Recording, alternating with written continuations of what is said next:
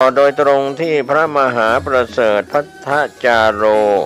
0846161734ดรกรภพศรีสัน0987839516กำหนดการวันอาทิตย์ที่21มกราคมพุทธศักราช2567เป็นวันพิธีพระราชทานเพลิงศพช่วงเช้าวันอาทิตย์ที่21มกราคม 8 นาฬิกาพระภิกษุสามเณรคณะศรัทธาสาธุชนพร้อมกันณโรงเรียนเทศบาลวัดป่าแพ่ง 9 นาฬิกา30 นาทีพระสงฆ์20 รูปสวดอาทิตตปริยายสูตรมัคคณายกโอกาสเวนตาลและสุมาครัวตาลถวายทายธรรมรับพรแผ่เมตตาวันทานน้อย 11 นาฬิกาถวายภัตตาหารเพลณหอประชุมอาคารคุณธรรม 47 โรงเรียนเทศบาลวัดป่าแพ่ง 13 นาฬิกาจุดธูปเทียนบูชาพระรัตนตรัยนำกล่าวคำบูชาพระรัตนตรัยพระสงฆ์90 รูปสวดมาติกาบังสุกุลพิธีทอดผ้าบังสุกุลจำนวน100 ไตรพิธีพระราชทานเพลิงศพเวลา 14 นาฬิกา 45 นาทีข้าราชการแต่งกายชุดปกติขาวและญาติพี่น้องพระครูอุปถัมภ์ศาสนคุณตั้งแถวรับกล่องเพลิงพระราชทานเจ้าหน้าที่ตั้งแต่งกล่องเพลิงพระราชทานในที่อันเหมาะสมพันเอกพิเศษสุนทรมานวะอ่านหมายรับสั่งอ่านสำนึกในพระมหากรุณาธิคุณนางวิธิมากันยายนอ่านประวัติพระครูอุปถัมภ์ศาสนคุณประธานในพิธีทอดผ้าไตรประธานสงฆ์ประธานในพิธีวางดอกไม้จันทร์พระสงฆ์วางดอกไม้จันทร์ผู้มีเกียรติระดับสูงข้าราชการแต่งกายชุดปกติขาวชุดเครื่องแบบต้นสังกัดคณะศรัทธาสาธุชนวางดอกไม้จันทร์ตามลำดับเป็นเสร็จพิธีก็เป็นข่าวสารเพื่อการประชาสัมพันธ์ในกำหนดการออกเมนพระราชทานเพลิงศพพระครูอุปถัมภ์ศาสนคุณพดุงนันทกมหาเถระอายุ93 ปีพรรษา72อดีตเจ้าวาดวัดป่าแพ่งคณะสงฆ์คณะศิษยานุศิษย์คณะศรัทธาผู้มีความเคารพนับถือร่วมงานนี้โดยพร้อมเพรียงกัน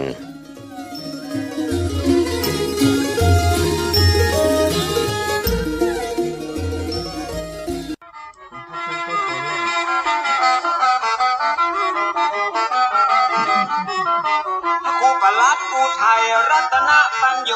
สิทธิ์พระพุทโธขอเชิญชวนพี่น้อง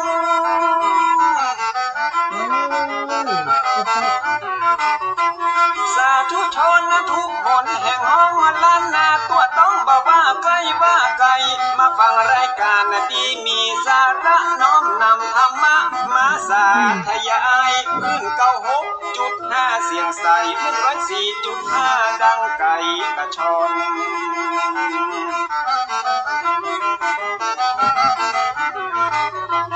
ของบ่ดีบ่เอามาตำของบ่ลำบ่เอามาป้อนปรมัตถธรรมที่เป็นยอดมอนของพระชินวรทรงตรัสสอนสั่งมันมา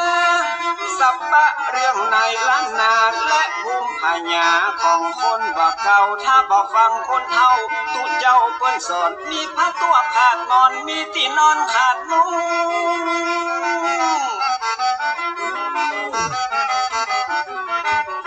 วันหน้าวันตามันจะหยาบยุ่งแตกฟุ้งเหมือนไฟลงเปียกแผ่นดินจะมีแต่คนชั่วคนจะลืมตัวผัวจะลืมเมียวัยรุ่นจะกินเหล้าเมาเบียร์สังคมจะเสื่อมเสียครอบครัวจะแตกแยก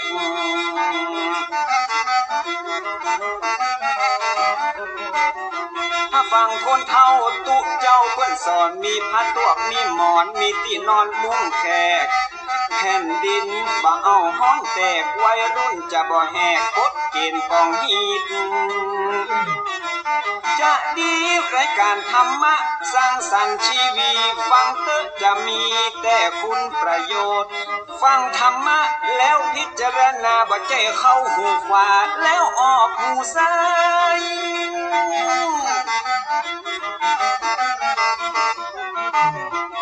มี มีประโยชน์เมื่อนำมาใช้ในชีวิตอย่างมหาศาลเตือนบอกให้ได้ประมาทบอกขาดเรื่องกินเรื่องทานคนมีศีลย่อมมาดลบันดาลให้สุขสำราญเจริญรุ่งโรจน์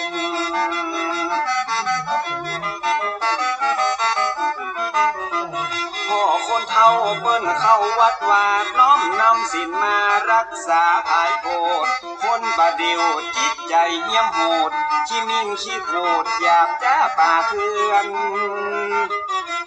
ไว้บนเอาแบบคนเฒ่ากำพาเจ้าเปิ้นสอนแล้วจะเย็นเมื่อนอนแล้วบ่ฮ้อนเมื่อนั่ง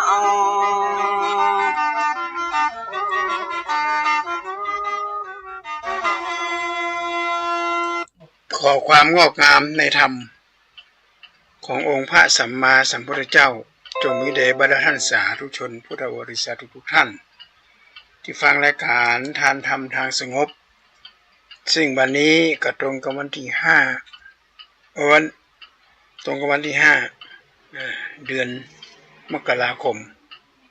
เดือน3วันศุกร์ แรม9 ค่ำรายการนี้ก็ขอกล่าวคำว่าขอสวัสดีปีใหม่ถึงจะผ่านไป6 วัน 7 วันก็บ่เป็นหยังเพราะรายการนี้ออกหลังปีใหม่ญาติโยมสาธุชนทุกท่าน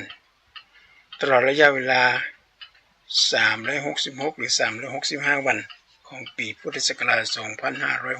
2566ของปีเถาะปีกระต่ายหลุมดำของชีวิตที่เขาเผชิญมาก็น่ากลัวชีวิตของมนุษย์มีขึ้นมีลงในปีพุทธศักราช2566เนี่ยชีวิตมีถึงความหวานมีถึงความขมมีถึงพบปะแล้วก็มีถึงการพลัดพรากหลายสิ่งหลายอย่างที่มาเข้าสู่ในชีวิตในทางพุทธศาสนาพระเจ้าถ้าเป็นอนิจจังทุกขังอนัตตามันมีอย่างจะยั่งยืนจีรังในญาติโยมทุกสิ่งทุกอย่างเป็นไปตามกฎเกณฑ์ของธรรมชาติไปอย่างไรก็มาจากนั้นทำอย่างไรก็เป็นอย่างนั้นเพราะการทานธรรมสร้างสงบวันนี้ธรรมภาพต้องขอออกตัวก่อนว่าภารกิจทางวัดพระสิงห์นี่มีนักนี่ทำการนั่นทำการนี่ไปหั่นไปนี่วันนี้มาออกรายการเนี่ยอัดบันทึกเทป10 โมงเกิงเนี่ยญาติโยมปุ่น11 โมงป่ายมันก็จะเสร็จก็เลยอาจจะบ่ครบ1 ชั่วโมงท่านพระครูสมุวิสุวัตคงจะมาว่าอย่างเนาะ เพราะว่ามัวแต่มีงานข่าวดำซึ่งเป็นโยมป่อของพระลูกวัดหัวใจวายกระทันหันอันนี้ก็เป็นอนิจจังทุกขังอนัตตาเหมือนกันอายุ50 ปีเห็นได้อยู่ดีๆนะเดินไปเดินมาอยู่ดีๆนอนรับหัวใจวายเพราะฉะนั้นก็เป็นบทเรียนอย่างหนึ่งที่ทำเงาฮับหูว่าความตายนะเขาไม่สามารถที่จะกำหนดได้นะเขาจะตายเวลาไหนเขาจะตายอย่างไรเขาจะเลือกตายก็อย่างไรก็ไม่ได้แต่การเกิดที่เขาเลือกได้นะคุณหมอบอกจะเกิดวันหยังจะพาวันหยังหมอในนี้ทันสมัยสามารถที่บอกได้แต่หมอไม่สามารถจะบอกว่าคุณจะตายเวลาไหนคุณจะตายด้วยอะไรหยังจะตายสถานที่ใดมันมีไผฮับฮู้อันนี้มันเป็นกฎอนิจจังทุกขังอนัตตาในหลักทางพุทธศาสนานั้นหลักของสากลและหลักของกลุ่มหรือว่ากลุ่มบางกลุ่มห้องว่าท้องถิ่นหรือภาวะอัตวิสัยถ้าเป็นสากลเป็นห้องว่าภาวะวิสัยมันเป็นภาวะแบบนั้นถ้าภาษาอังกฤษเป็นห้องว่า objective นี่เป็นสากลถ้า subjective นี่เป็นความเชื่อของกลุ่มของหมู่บ้านบาปกรรมอย่างเงี้ยถือว่าเป็น subjective นะอย่างคนประเทศอินเดียเนี่ยนะถึงศาสนาพราหมณ์เนี่ยเปิ้นจะบ่เบียดเบียนกันเปิ้นจะไปทำร้ายร่างกายอย่างกันแต่เวลาเปิ้นเสื้อผ้าราคาดีราคาแพง เสื้อผ้าแบรนด์เนมแต่จิตแต่ตัวของคนแต่งเนี่ยว่าแบรนด์เนมสักกะมะไปคนละเรื่องเลยเพราะนั้นคือเสื้อผ้าอาภรณ์เครื่องแต่งกายเป็นเพชรนินจินดาอย่างต่างๆกันานาเนี่ยมันเป็นความงามชั่วครั้งชั่วคราวมาสามารถที่จะวัดได้ว่าคนนั้นเป็นคนดีเพชรแท้บัดแท้บุทองแท้บัดแท้กับบุเสื้อผ้าซื้อมาหรือว่าเสื้อผ้าไปยืมของมาเป็นหลักของมาก็มีมาสามารถที่จะวิสูจน์ได้นี่คือความงามด้านอาภรณ์เสื้อผ้าอาภรณ์เขามาสามารถที่จะพิสูจน์ได้ความงามทัดมานี่ก็คือความงามด้านเรือนร่างร่างกายของคนเฮาเนี่ยกว้างศอกยาววาหนาคือโอ้นั่งก็โอยนอนก็โอยมันดอกไม้โรยร่วงจากเกสรก็สามารถที่จะวัดได้ว่าร่างกายคนเฮาเนี่ยงามมันจะงามไปตลอดก่อนพวกเฮาวัยยะแปลว่าเสื่อมไปตามวัยเสื่อมไปตามวัยนะญาติโยมยกตัวอย่างเช่นเวลาเฮาแก่ตัวมาเนี่ยมันจะมีจดหมาย5 ฉบับเขียนมาละจดหมาย5 ฉบับนี่จะส่งมาถึงเจ้าของมันเลย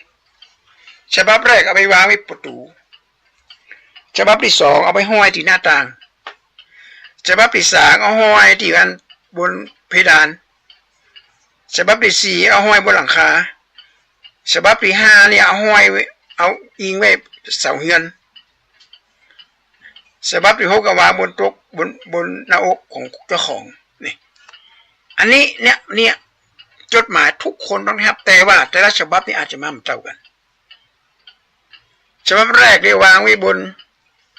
หัวบันไดนี่ก็คือทางเข้าปากประตูแต่ในขณะเดียวกันก็คือเข้าปากเขานี่แหละคือฟันเขาจะเริ่มรุดละ จดหมายเตือนละเจ็บเขี้ยวนะเข็งหมอถอนขว้างเลยคุณหมอบอกไว้แล้วก็ทนมาได้ละคือเจ้าของเป็นเตือนละออปชั่นไม่มีแล้วนะครับขอคืนด้วยไม่คืนคุณจะทรมานมากเจ็บเขี้ยวโอ้ยเจ็บเขี้ยวเจ้าแม่เจ็บปวดเจ้าแม่ปวดเหงือกบวมต้องถอนออกนะแล้วเขี้ยวปลอมใส่ละนี่จดหมายฉบับแรกวางบนหัวบันไดภายใน5 ห้องญาติโยมคือถือดีเลยฉบับที่2เนี่ยเอาวางไว้ที่ประตูหน้าต่างยกแกตัวมันหูมาเคยได้ยินแล้วเนี่ย60 70อาตาขาดเบียดที่เริ่มเข้ามาเย็นเขี้ยวที่เกยเกี้ยวมันดังเขี้ยวเฉียนกันมาเลื่อนเหลือ2 3 4ไอ้สุขภาพร่างกายกระเป๋ากระปีหายไปไหนจังไหนเห็นหมดเนื้อหนังเต็งตึงกับสมอดขอต่อลมก้มลงดิน80มาแล้วกันนักหน่องนักดินหูเคยได้ยินกับกลายเป็นหูอื้อมาแล้วเนี่ยแล้วอ่อนขอทำกระดักจื้อคือยกแขนยกมือกับจานยิ้มไปยะนะไปถามไอ้อุ้ยไปไหนโอ้กินข้าวกับกินมาลาแบ่งหิตวะปัญหาไม่อุ้ยไปวัดกว่าอิหม่ามไปสีเข้าอ่ะจดหมายฉบับที่2นี่เอาห้อยหน้าต่างหูบ่เคยได้ยินละในวัยยะแปลว่าเสื่อมในร่างกายคนเรานี่ฉบับที่3เอาห้อยไว้ที่บนเพดานนั่นก็คือแสงสว่างคือตาฟ้างพออย่างเคยหันละหูตาตรุงตาลายละพอจ้าคอคว้าตัวมาเล็กเบ้นหันกระหางอ่ะ เริ่มละนะจดหมายฉบับที่3มาเตือนละอันนี้ทุกคนต้องได้ห้ามนะญาติโยมอาตมาก็ได้ห้ามมาละฉบับแรกนี่ต้องถอนต้อง3 4แล้วเลยนี่ฉบับที่2นี่มันได้ห้ามเตียบหูมันได้อื้อเนี่ยฉบับที่3ห้อยบนเพดานนี่ได้ห้ามแล้วนะตาฟ้างตัวก่อนนี่จะใส่แว่นตาละใส่แว่นตาละตา2 ชั้นละนี่ตาสั้นของตายาวพวกนี้มันเสื่อมไปฉบับที่3ฉบับที่4เนี่ยเอาไว้ห้อยบนหลังคาเฮือนเนี่ยก็คือผมเขาเริ่มขาวละนี่เปลี่ยนทรงขึ้นใหม่ละเขาบอกว่าไปเปลี่ยนเองนะธรรมชาติเป็นเปลี่ยนละมดเวอร์ชั่นสีดำละจ จะผมสีขาวโปนละขาวไป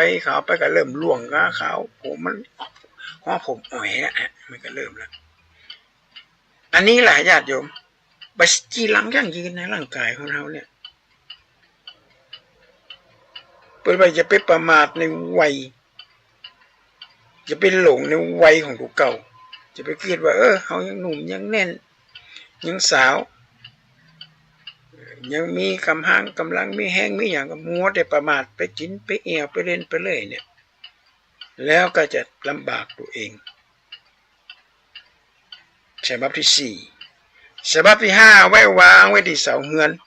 แข้งขาก็เริ่มบดีแล้วเนอะ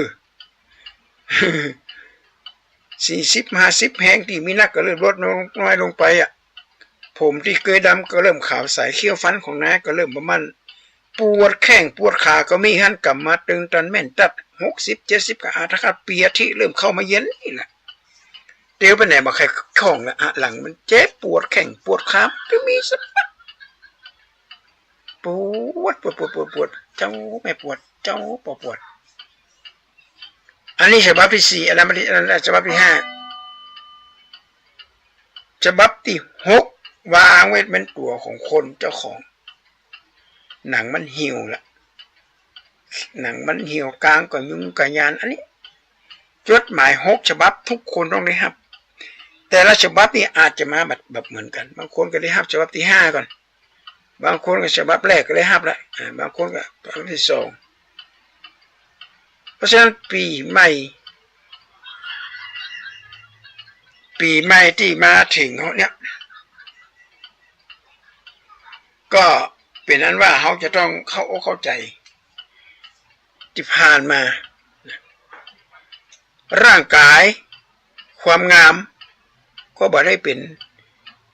สากลละ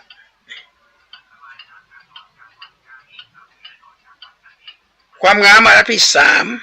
3งามทางด้านกิริยามารยาทการอู้การจาแต่ก็ไม่สามารถจะเอามาเป็นบริบทของการดำเนินชีวิตได้คนบางคนอู้มวดอู้หวาน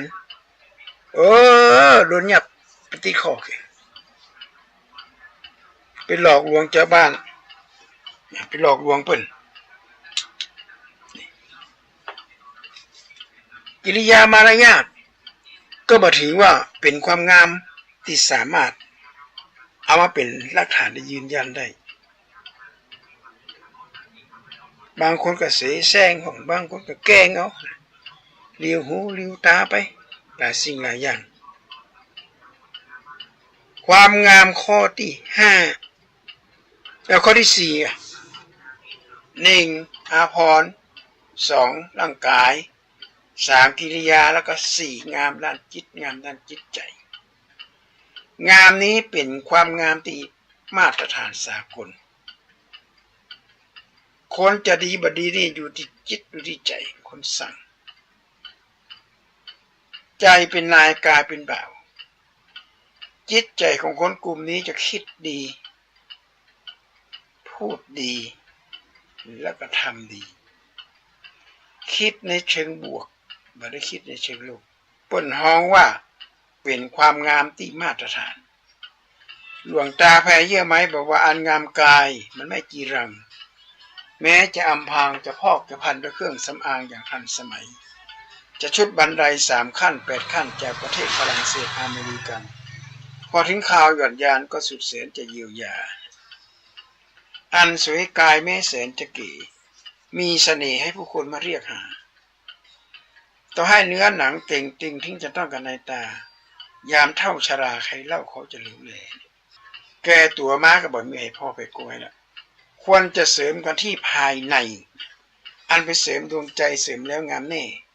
เสริมศีลเสริมธรรมเสริมแล้วงามแท้ถึงแม้จะเก๋ก็เก๋ในตา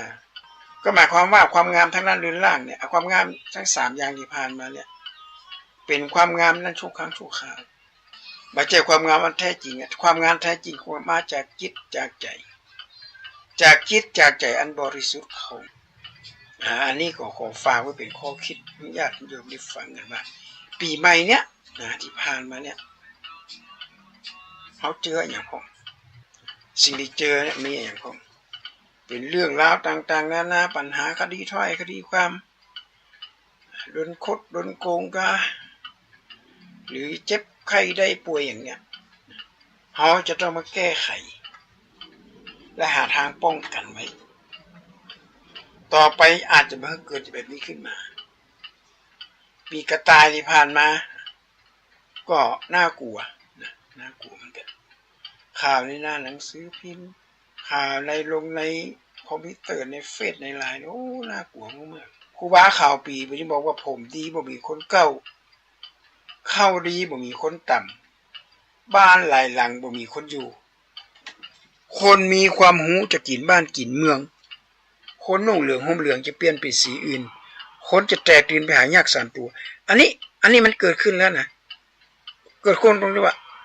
คนมีความหูจะกินบ้านกินเมืองญาติโยมลองสังเกตดูว่าเงินหายจากธนาคารเนี่ยคนป .4 คนทำงานกรรมกรจะหูเรื่องกว่าอย่าว่าคนกรรมกรเลยอาตมาภาพเองไม่ใช่กรรมกรอาตมาก็บอกหูเรื่องว่าจะไปโกงมันเร่งได้แต่อยู่ดีๆเงินหายแก๊งคอลเซ็นเตอร์บอกว่าแก๊งคอลเซ็นเตอร์จะสู้เอียกันกับไผกับบอกว่าแต่เปิ่นเดือดร้อนเงินเป็นล้านนะญาติโยมเงินหายโทรศัพท์ก็มาปุ๊บอาตมาเองก็เคยเจอเหมือนกันพระคุณเจ้ารู้จักคนนั้นไหนคนมันยังไม่รู้ได้อย่างไรอ่ะคนบ้านอาตมาเป็นญาติเนี่ยอาตมาก็บอกว่ารู้จักนะคือเนี้ยนายนะคุณที่เนี้ยที่ท่านหลานท่านน่ะเขาไปเช่าหม้อแปลงไฟฟ้าแต่มันหมดสัญญาแล้วทางการไฟฟ้าจะจ่ายค่าเช่าให้คืนค่าเช่าให้ประมาณห้าหม้อก็รวมแล้วประมาณสัก200,000 กว่าฮั่นอาตมาก็ไปติดต่อเขาคนเดียวนะคือขอพระคุณเจ้าเซ็นรับก่อนได้ไหมเพราะทางเรามันจะหมดเขตเท่าไหร่200,000 กว่าเบาอยู่เนาะยังไงอาตมาก็ไม่รับแล้วก็ไม่ยอมอะไรสักอย่างเลยมีบางคนยอมแกล้งบอกว่าอย่าเซ็น5 แปนบอกเลขที่บัญชีมาหน่อยสิคะบอกเลยดีขึ้นไปเปล่ากดมากดสตางค์หายไปหมดเป็นเงินเป็นล้านอันก็อันเนี้ยน้อยเดียวบัดได้เลยญาติโยมเพราะฉะนั้นไผ่ก็จะถ้ามีโทรศัพท์ที่เขาไม่ได้เมมไว้ก็หับอยู่บางทีคนอาจจะอื่นอาจจะเป็นญาติที่เป็นเคยโทรมาแล้วเป็นเปลี่ยนเบอร์โทรศัพท์ใหม่หับเสร็จเอามือตอนที่หับเอามือเขาอุดหูดังอีกข้างหนึ่งนะเสียงมันจะดังเพราะเขาไม่สามารถจะแปลงเสียงเขาได้แล้วก็ถามว่าเป็นไผ่ถ้าบอกว่าขอเวลานิดหน่อยนะคะทาง TikTok นี่นะหรือว่าทางโน้นทางนี้ทางรายการจะขอสัมภาษณ์ท่านอันก็ว่าหูเลยมาละถ้าเป็นปีเป็นน้องนี่เปลี่ยนเบอร์ใหม่เนอะเอาได้ปะกันเมินเนาะสบายดีบ่ไผจำได้ก็กันเมินได้หน่อยคนนั้นคนนี้เขารู้จักแต่ถ้าเป็นแก๊งคอลเซ็นเตอร์มันจะถามมันจะบอกว่าคุณมีพัสดุตกค้างที่ไปรษณีย์กรุณาไปรับด้วยแล้วบอกชื่อบอกอย่างก็บอกชื่อบอกบัตรประชาชนบางทีก็เนื่องจากว่าพัสดุที่เขาส่งมาเกิดการสูญเสียระหว่างทางทางกรมไปรษณีย์ขอรับผิดชอบชดใช้ค่าเสียหายทั้งหมดเป็นแก้วเจรไนทางการเรารับผิดชอบแค่ 10,000 บาทแค่นั้นเองกรุณาบอกหมายเลขทะเบียนบัญชีด้วยนะจะไปหับบอกว่ามีบ่เคยสั่งอย่างไผบ่เคยสั่งเดี๋ยวนี้มาทุกวันญาติโยมแก๊งคอลเซ็นเตอร์เปลี่ยนเบอร์ด้วยเห็นนะแล้วโทรกลับไปกับจะหาบ่จะบ่มีแบบนี้มันก็ตัดสิแบบนี้ญาติโยมเนี่ยคนมีความหูจะกินบ้านกินเมืองฮอตกว่านี้แหละเพิ่นเอาปืนมาจี้มาฆ่ากันแล้วบัดเดี๋ยวนี้เพิ่นใช้วิธีแบบนี้แก๊งคอลเซ็นเตอร์คนมีความหูแหละหูอย่างหูเรื่องคอมพิวเตอร์หูเรื่องITสามารถที่จะเอาเงินในธนาคารออกไปได้คนนั้นรู้สึกว่าเดือดร้อนกันนักขนาดนักเลย หลายคนที่เจอแต่ละรายนี่มันต่ำกว่าแสนนะมันเจอ4-5 หมื่นนี่ยังถือว่าบานักละเขาไม่เสียเวลาเขาและแถมอย่างหนึ่งพ่อแม่ส่งหลานส่งหลานไปเรียนหนังสือแล้วเอาเสียงละอ่อนให้เนี่ยบอกว่าตอนนี้เด็กอยู่ในความควบคุมของเราแล้วกรุณาส่งโอนเงินเข้าบัญชีเลขนี้ให้ด่วนนี่นะไม่งั้นเด็กจะตายบอกบางคนก็หลงกลอ่ะมาโทรไปถามเจ้าหน้าที่มาโทรไปถามครูพี่เลี้ยงมาโทรไปถามใครสักคนฝั่งเงินโอนเงินให้หมู่โจรหายเสียองไปเป็นแสนกลัวล้านตายหมู่นี้เขาจะเฮียนหูมรญาติโยมเขาจะซื้อบดอภัยมีสตางค์โดยเฉพาะคนเฒ่าคนแก่เนี่ยลูกหลานโอนเงินมาให้เนี่ยลูกหลานโอนเงินมานี่สำคัญมากเลยเอาเงินฝากธนาคารไว้เสร็จเรียบร้อยก็มีแก๊งคอลเซ็นเตอร์มาแก๊งคอลเซ็นเตอร์มาหลอกเอาสตางค์อันนี้แหละสำคัญมากนะเพราะฉะนั้นก็หวังว่า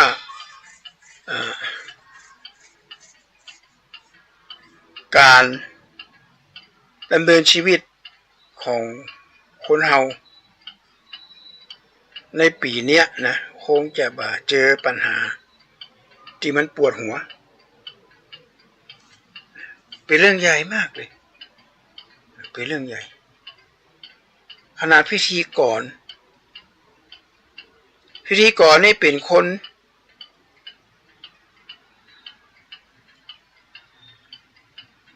ประกาศข่าวประชาสัมพันธ์เกี่ยวกับหมู่แก๊งคอลเซ็นเตอร์ทั้งหลายประกาศข่าวว่ามันระวังหมู่แก๊งคอลเซ็นเตอร์ที่มาหลอกลวงผลสุดท้ายอยู่วันหนึ่งตอนเจ้าก็โดนมีคนโทรศัพท์มาแล้วให้โอนเงินเข้าบัญชีคล้ายๆอย่างกับคนที่เคยรู้จักเลยก็ฟังโอน500,000อยู่ดีๆเงินหายไป500,000ญาติโยม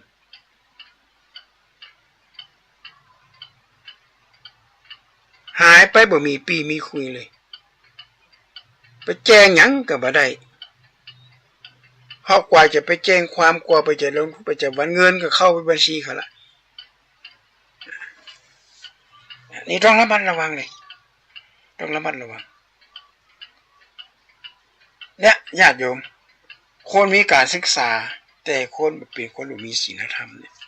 เป็นสิ่งที่น่ากลัวมากน่ากลัวกว่าคนที่มีธรรมะแต่บ่รู้เรื่องธรรมะมีฮิริโอตปะความเก่งกลัวความละอายแก่ใจ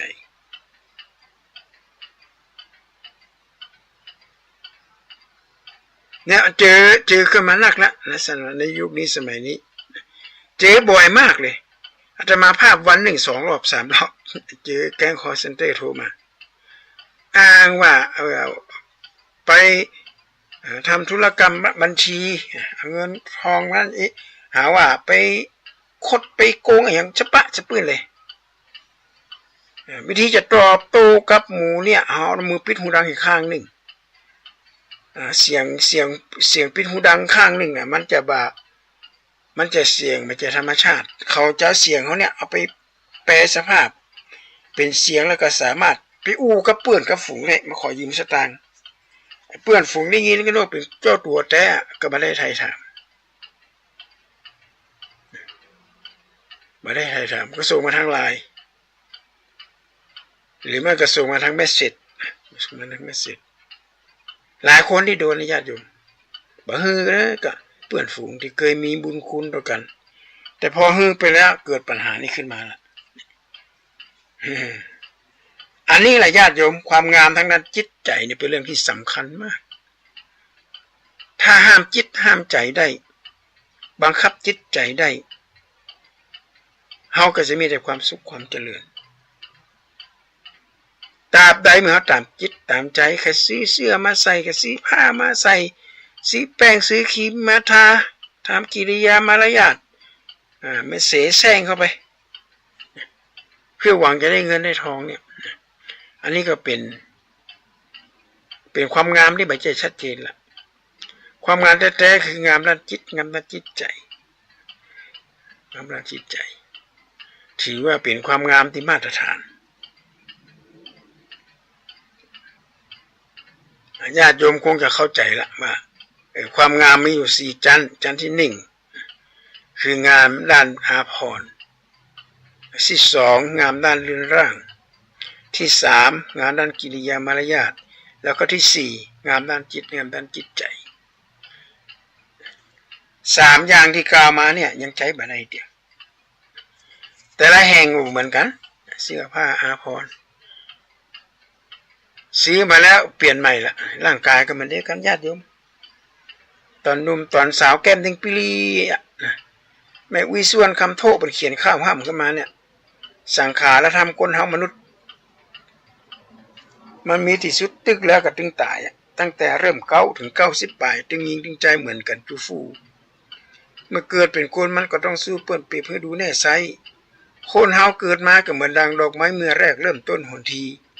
การเป็นมาลากำลังจะจีด้วงบ่มาครีเมงบ่มาใกล้กันเริ่มเป็นสาวอายุก็ได้14 ปีดีค่อยครบเปล่งปลั่งขึ้นมากับหน้าขาวมดยศรุ่นนี้ก็ต้องระวังการเป็นดอกไม้ก็ขี้ใบก่างจีก็จะบานความงามก็เริ่มอายุสังขารปาไป14-15ก็เริ่มงามลานะฮักหมู่เปื้อนหมู่ฝูงก็เริ่มมีนักตักจ่าหยอกเล่นนิฮา16-17ก็เริ่มสหาเพศตรงกันข้ามมาอุจจากหยอกเล่นการเป็นดอกไม้กระนั้นตึงเต้นทรงกลิ่นหอมนวลเพิดพิง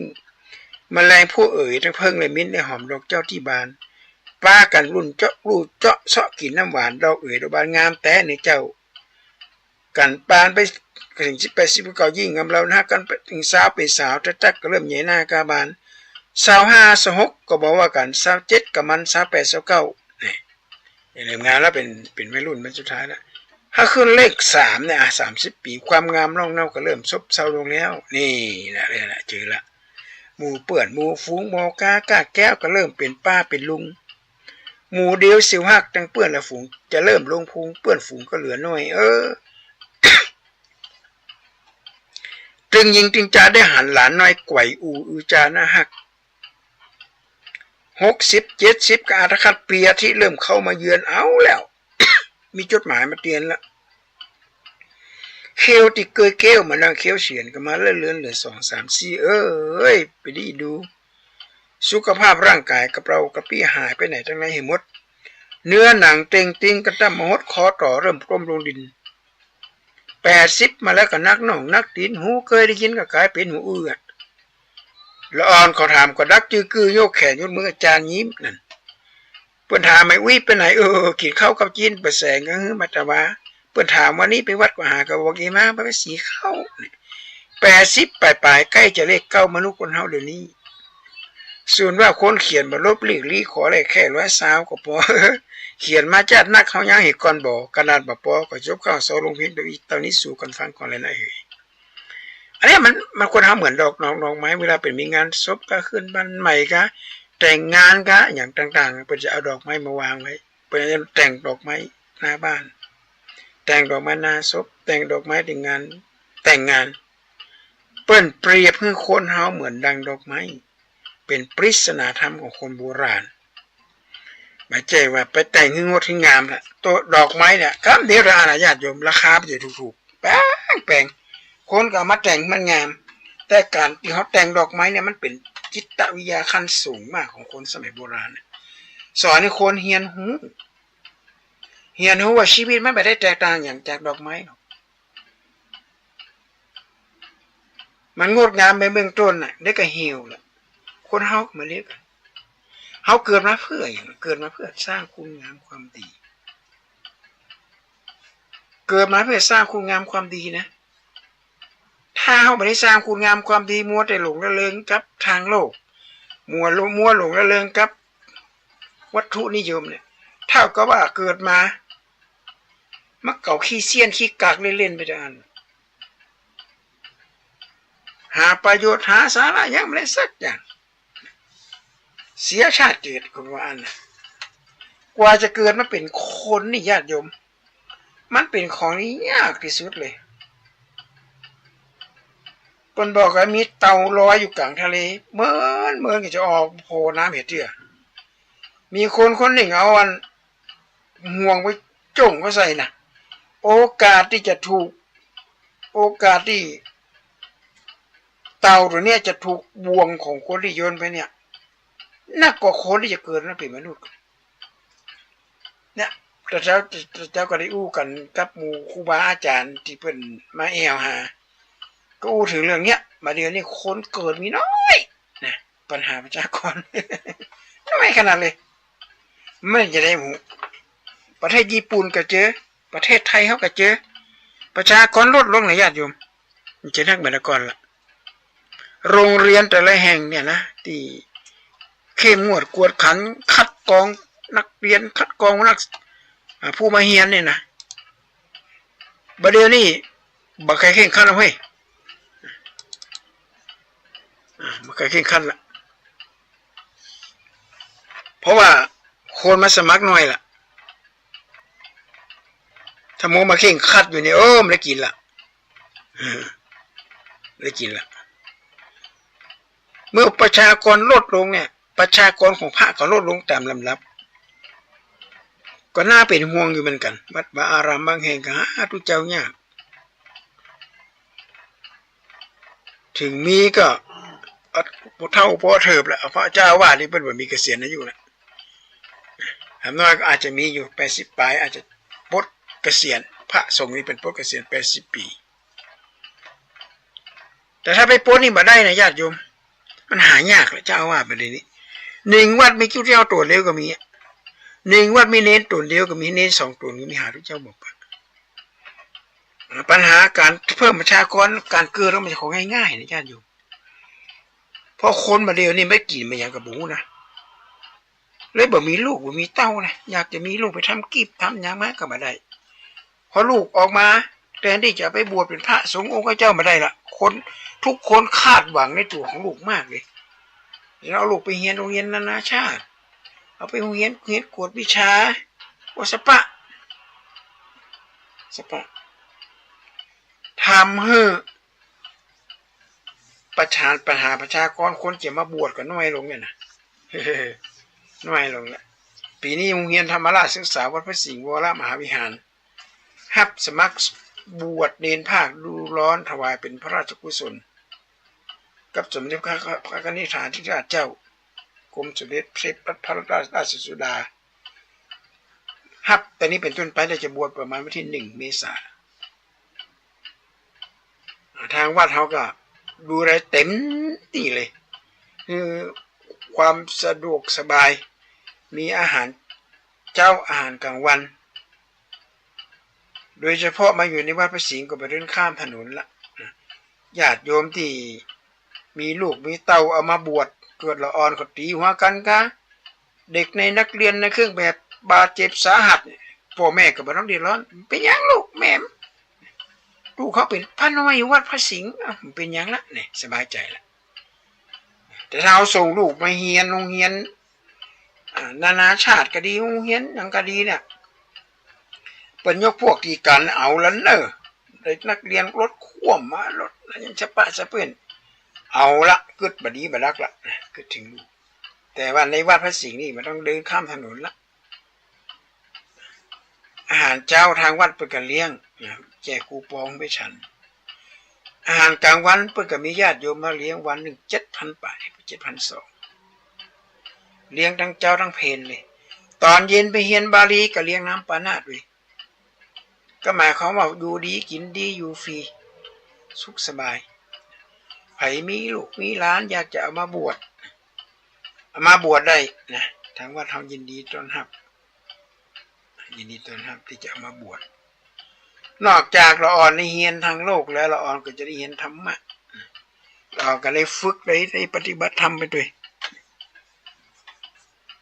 ฝึกด้วยญาติโยมก็คงจะเข้าใจว่า บางคนนะฮะบางคนค่าใช้จ่ายของละอ่อนไม่สูงกว่าเจ้าบ้านซื้อตั้งแต่รองเท้าถึงหมวกละเป็นลูกเสือเจ้าบ้านลูกเสือสามัญลูกเสือสำรองก็ต้องซื้อเครื่องแต่งกายเครื่องยั้งต่างๆนานาแต่ไม่อยู่ในวัดนี่บ่ต้องได้ซื้อเลยบ่ต้องได้ซื้อสักอย่างทางวัดบริการนี่สีเหลืองทางวัดสีเหลืองนี่เป็นสีอมตะหรอเป็นสีที่มีมาตั้งแต่ไหนแต่ไรล่ะทางวัดบริการนี่เฮาไม่จำเป็นต้องไปเสี่ยงสตางค์ขายให้ขายนาขายบ้านขายจองอย่างนี้หลักสูตรก็เป็นหลักสูตรเดียวกันครับกระทรวงศึกษาธิการบ่มีการย่อบ่มีการตัดอะไรอย่างต่างๆในนั้นได้เรียนนักธรรมด้วยเรียนบาลีด้วยวัยมนุษย์เขาเนี่ยนะเริ่มต้นของวัยเนี่ยร้อนด้วยวิชาแสวงหาความรู้ไฟกล่องที่สองก็ร้อนเรื่องทำงานเนี่ยนะทำงานก็ฮ้อนเหมือนกันมีกล่องเพลิงทั้งนั้นไฟกล่องที่สามเมื่อมีงานมีการแล้วก็ต้องมีเงินก็ฮ้อนเหมือนกันได้ใจเมื่อมีเงินมีทองเซ็ตเรียบร้อยหมดก็ฮ้อนทำกันคือคู่ครองอันนี้ก็ไฟนะหัวเป็นไฟเมียก็เป็นไฟแล้วก็เลี้ยงมาด้วยกันคนละอย่างด้วยคนนี้แม่เอาใจอ้อมปล่อยคนนี้กับลูกเอาแต่ใจตัวเก้าเอาแล้วมาอยู่ด้วยกันอยู่ไม่ได้ชะตากรรมกันฮักเหมือนกันนะเพราะต่างคนต่างเฮียนมันคนละทิศคนละทางพ่อแม่ก็ว่าไปอย่างลูกก็ว่าไปอย่างหนึ่งมาเข้ากันละอันนี้ก็คือปัญหาขึ้นมาละปัญหาการเขาเรียกว่าผสมดุลกันมันอยู่มาคนละทิศคนละทางเพราะฉะนั้นการเอาลูกหลานมาบวชเนี่ยนะเขาเป็นการศึกษาธรรมะศึกษาความรู้ของสิ่งนี้ตัวเมื่อเกิดความผิดหวังในตัวของละอ่อน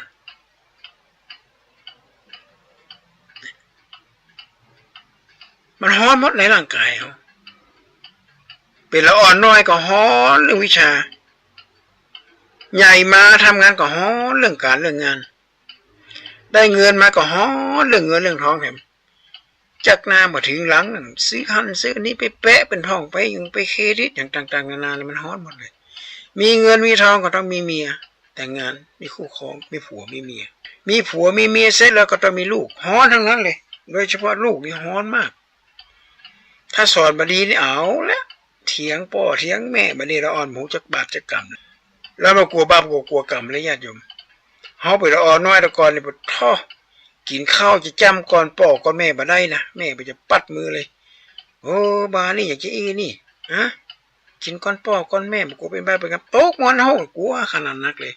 อันนี้นี่มันเป็นไซโคโลจีมันเป็นจิตวิทยานะเพราะคนตะกอนเป็นเฮียนแบบธรรมชาติอย่างแม่ม้ากับลูกม้าไปกินน้ำด้วยกันเนี่ยเปิดพอว่าตัวได้เป็นแม่ตัวได้เป็นลูกพอคำเดียวมันสูงเท่ากันเหมือนกันเลยโอ้ตัวได้เป็นพี่เป็นน้องเนี่ยเป็นแม่เป็นลูกเนี่ยตัวใดต้องกินน้ำก่อนอันนั้นคือแม่แล้วจะได้ให้แม่กินก่อนน้ำมันจะได้น้อยนะเพื่อจะได้หุงว่าน้ำน่ะมีจระเข้ก่อนมีงูก่อนถ้ามีแม่ตายก่อนเลยลูกก็ล้นหนีอันเนี้ยคือความฮักของแม่นะญาติโยมเลยเอามาเป็นบทเรียนของพ่อของแม่เวลากินข้าวเป็นมือจำก่อนคนใหญ่คือคนใหญ่กินก่อนฮัตตายฮัตที่ดินขวดของคนใหญ่ตายก็โอเคละแม่กันอีแรงหัวแดงๆนี่เป็นจ่าฝูงถ้าเวลาเจอของเน่าของเสียเนี่ยนักกินแรงนี่ถือสัจจะขนาดนั้นสัตว์นี่แรงนี่เป็นสัตว์ที่มีสายตายาวที่สุดในโลกแรงกับนกเหยี่ยวเนี่ยคนเมืองเนี่ยห้องจะห้องเหยี่ยวห้องตาแหลว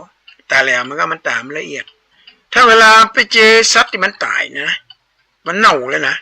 จ่าฝูงหมดถึงจ่าฝูงจะปาลูกน้องมาละลูกน้องก็จะนั่งรอละจ่าฝูงจะต้องกินก่อนอย่างน้อย10 นาทีจ่าฝูงจะเดินไปเดินมากินแล้วกัดเกี้ยวไปกินมาถ้าจ่าฝูงกระพือปีกปั๊บเนี่ยอามากูกันเขามากินละจ่าฝูงปลอดภัยแล้วเว้ยไม่มีพิษมีภัยกินเนี่ยอันนี้คือภูมิปัญญาของสัตว์นะญาติโยม ของสัตว์แต่ก่อนไปเป็นจีคนก็มาเห็นแบบจะกินข้าวกินน้ำอย่างเราให้พ่อให้แม่กินก่อนเปิ้นจะบ่มีเปิ้นจะบ่ให้ลูกกินก่อนแล้วกลายเป็นวัฒนธรรมเลยกินข้าวก่อนกินก่อนพ่อก่อนแม่ก็ได้เฮาเป็นผู้หลักผู้ใหญ่เหมือนกันเฮาเป็นผู้หลักผู้ใหญ่เหมือนกันอันนี้11 โมงแล้วญาติโยมนี่อาตมาบันทึกเทปเนี่ย ก็วันนี้ก็ขอออกรายการมาครบ1 ชั่วโมงเนี่ยท่านพระครูสมุวิสุวัตรก็บอกว่าอย่างเพราะว่ามันดึกลงไปนะกลัวว่าวันพรุ่งนี้จะออกบิณฑบาตบัดตันก็สรุปแล้วว่าในปีใหม่ที่ผ่านมาปัญหาต่างๆที่มันเกิดขึ้นเนี่ยเฮาเจออย่างพ้องเมื่อเจอแล้วเฮาต้องแก้ไขนะแก้ไขปัญหาที่มันเกิดขึ้นมาบอกว่าเรื่องร้ายแรงอย่างต่างๆนานากระจ่างเด็กแต่เป็นมักบ่มอยู่กับตีเปิ้นว่าเฮาทำงานจ้าเฮาก็ทำงานมันเร็ว เปิ้นบอกว่าเฮายืนขวายเฮาก็ต้องตื่นเจ้าเปิ้นบอกห้องมาโลกลุงล้างน้ำไปเฮาก็เพี้ยวเหี้ยมันก็หมดเรื่องทุกอย่างอยู่ที่ตัวเก่าบ่ได้อยู่ที่ไผ